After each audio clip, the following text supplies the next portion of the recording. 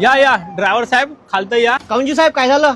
तुमची काय चूक झालेली आहे ते तुम्हाला आमचे साहेब समजून सांगणार. नमस्कार साहेब. अहो ड्रायव्हर साहेब, तुम्ही कुठल्या लेननं चालत आहे? आमची गाडी 15-20 मिनिट पासून तुमच्या गाडीच्या मागेच आहे. तुमचा ट्रक हा कंटिन्यू मधातल्या लेननं चालतोय. तुमचा ट्रक एक्सप्रेस हायवेला हा लेफ्ट लेननं चालला पाहिजे. हायवेवरती लेन आणि स्पीडबद्दल बोर्ड्स लावलेले असतात. हे बघा, आपल्याजवळ 3 लेन आहेत. लेफ्ट लेन म्हणजेच आपली डावी लेन ही ट्रक आणि बससाठी असणार. मिडल लेन म्हणजेच मधातली लेन ही कारसाठी असणार. बरोबर आहे. त्याच्यानंतर ही जी लेन आहे ही ओव्हरटेकिंग लेन आहे. ट्रकला जर ओव्हरटेक करायचं असेल तर तो मिडल लेननं ओव्हरटेक करेल आणि परत आपल्या लेफ्ट लेनला येणार. कारला जर ओव्हरटेक करायचं असेल तर तो राईट लेननं ओव्हरटेक करेल आणि परत आपल्या मिडल लेनला येणार.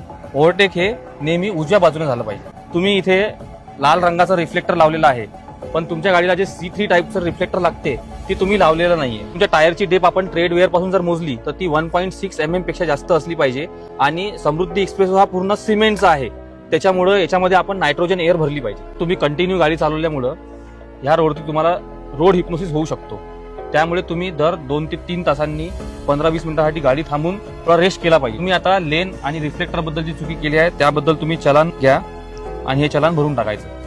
ठीक आहे सर, आम्ही आणि लक्षात ठेवू आम्ही की ट्रक कुठून चालवला पाहिजे, गाडी कुठून चालवली पाहिजे आणि अशी चुकी नाही होणार आता.